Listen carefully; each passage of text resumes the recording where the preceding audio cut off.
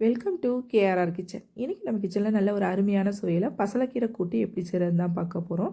இந்த பசலைக்கீரை கூட்டை வந்து சாப்பாட்டில் போட்டு அப்பளம், வத்தல், வடகம் இதெல்லாம் வச்சு சாப்பிடும்போது டேஸ்ட்டு ரொம்ப அருமையாக இருக்கும். அப்படி இல்லைன்னா நம்ம காரக்குழம்பு, வத்த குழம்புலாம் வைக்கும் போது சைடிஷாக கூட வச்சு சாப்பிட்லாங்க. ரொம்ப அருமையாக இருக்கும். அதே போல் நம்ம இட்லி, தோசை, சப்பாத்தி கூடயும் வச்சு சாப்பிட்லாம். ரொம்ப அருமையாக இருக்கும். எப்படி செய்கிறது நம்ம வீடியோக்குள்ளே போய் பார்ப்போம். அதுக்கு முன்னாடி நம்ம சேனலில் இப்போ தான் ஃபஸ்ட் டைம் பார்க்குறீங்கன்னா சப்ஸ்கிரைப் பண்ணி வச்சுக்கோங்க. கூடவே பெல் சிம்பிள் ப்ரெஸ் பண்ணி ஆளுங்கிற ஆப்ஷனையும் ப்ரெஸ் பண்ணி வச்சுக்கோங்க. அப்போ தான் நான் போடுற வீடியோஸ் எல்லாம் உங்களுக்கு தொடர்ந்து நோட்டிஃபிகேஷனில் ஒன்றுக்கு ஒன்றே கிடச்சிக்கிட்டு இருக்கும்.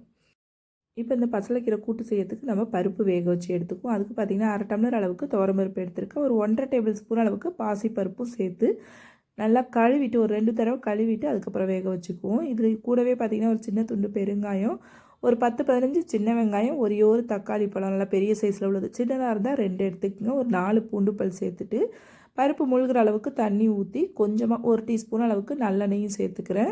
சேர்த்து இப்போ குக்கர் மூடி போட்டு அடுப்பில் வந்து பார்த்திங்கன்னா மிதமான தீயில் 3 விசில் வேக வச்சு எடுத்தோம்னா பருப்பு நல்லா குழஞ்சி வெந்து வந்துடும்.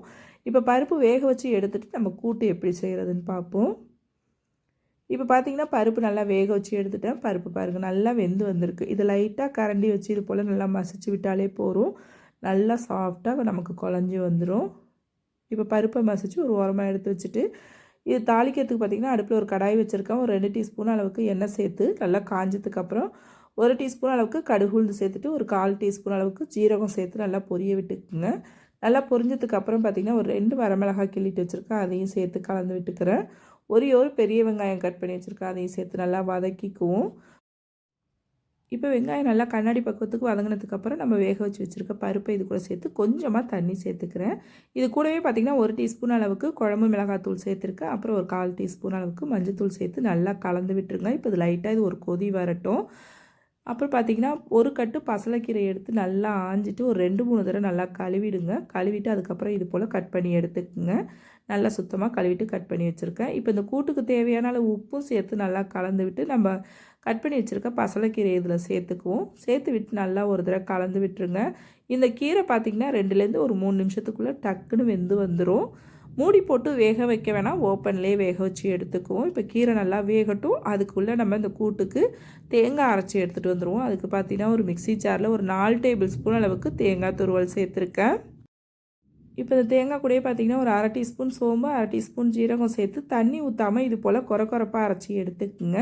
ஏன்னு கேட்டிங்கன்னா நம்ம இந்த கீரை வந்து பார்த்திங்கன்னா லைட்டாக கொழப்பு தன்மை இருக்கும். நம்ம தேங்காய் இது போல் சேர்க்கும் போது பார்த்திங்கன்னா கொரப்பாக அரைச்சி தண்ணி ஊற்றாமல் சேர்க்கும் போது பார்த்திங்கன்னா உங்களுக்கு நல்ல ஒரு கெட்டித்தன்மை கொடுக்கும். அந்த வளவளப்பு தன்மை தெரியாது நமக்கு. சாப்பிட்றதுக்கும் பார்த்திங்கன்னா டேஸ்ட்டு நல்லாயிருக்கும். நல்லா இது போல் கலந்து விட்டுக்குங்க. நீங்கள் சாப்பாட்டில் போட்டு சாப்பிட்ற மாதிரி இருந்துச்சுன்னா கொஞ்சம் தளர்வாக வச்சுக்கோங்க. சைடிஷாக வேணும் அப்படின்னாக்கா இன்னும் ஒரு 2 நிமிஷம் நல்லா கொதிக்க விட்டு கொஞ்சம் திக்காக்கி வச்சுக்கோங்க. இது ஆறுனதுக்கப்புறம் பார்த்திங்கன்னா கொஞ்சம் திக்காகும். அந்த பக்குவத்துக்கு தகுந்த மாதிரி நீங்கள் இதை கொதிக்க வச்சு இறக்கிக்குங்க.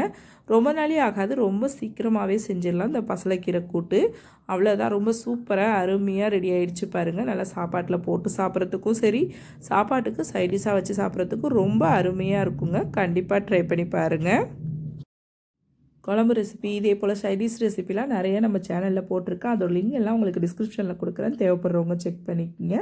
இந்த பசலைக்கூட்டு ரெசிபியும் ட்ரை பண்ணி பார்த்துட்டு எப்படி இருக்குன்னு எனக்கு கமெண்ட் பண்ணுங்கள். என்னோட இந்த ரெசிபி பிடிச்சிருந்ததுன்னா லைக் பண்ணுங்கள், ஷேர் பண்ணுங்கள். மறக்காமல் நம்ம கேஆர்ஆர் கிச்சனை சப்ஸ்கிரைப் பண்ணி வச்சுக்கோங்க. நாளைக்கு வேறு ஒரு ரெசிபியோட சந்திப்போம். தேங்க்ஸ் ஃபார் வாட்சிங்.